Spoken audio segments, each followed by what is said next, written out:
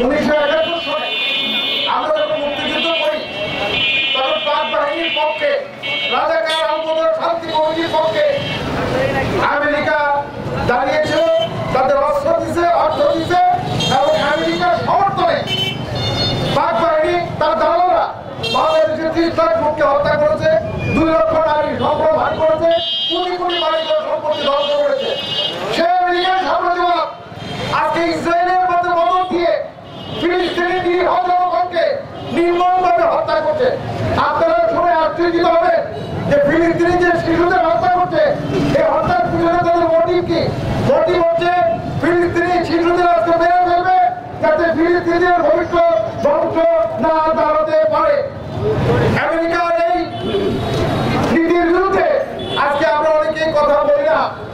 আমেরিকার দেশে দেশে বলে আমরা গণতন্ত্র চাই, মানবিকতা চাই, কেন চাই কেন চাই, কিন্তু আমেরিকার সাম্রাজ্যবাদ এরা আমেরিকাতেও নির্যাতন করে জনগণ মানুষের উপর। আমেরিকার পৃথিবীর সমস্ত দেশে স্বৈরাচার এবং এই নিষ্ঠুর বিরুদ্ধে পক্ষে অবস্থান নিয়ে সাধারণ মানুষের প্রাণ হানি করে।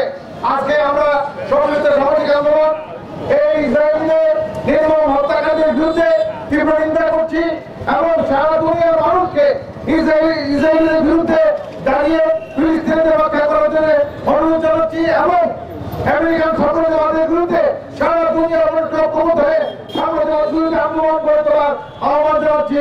আমরা বাংলাদেশের মানুষ ইসরায়েলিদের নিন্দা করি, আমরা বাংলাদেশের মানুষ ফিলিস্তিনি ভাই যারা শহীদ হয়েছে তাদের হয়ে পাকড়াও কামনা করি এবং সকল ইসরায়েলিদের নির্যাতন বন্ধ করে ফিলিস্তিনিদের রক্ষা করার জন্য আহ্বান জানাই।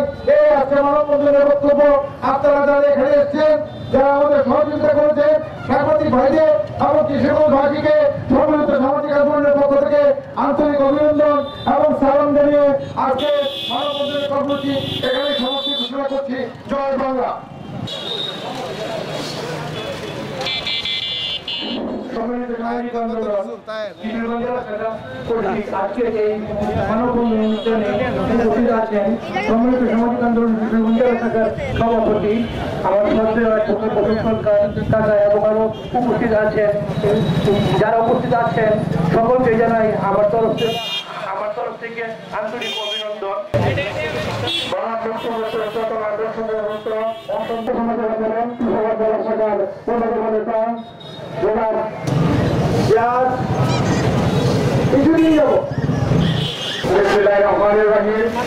ধন্যবাদ।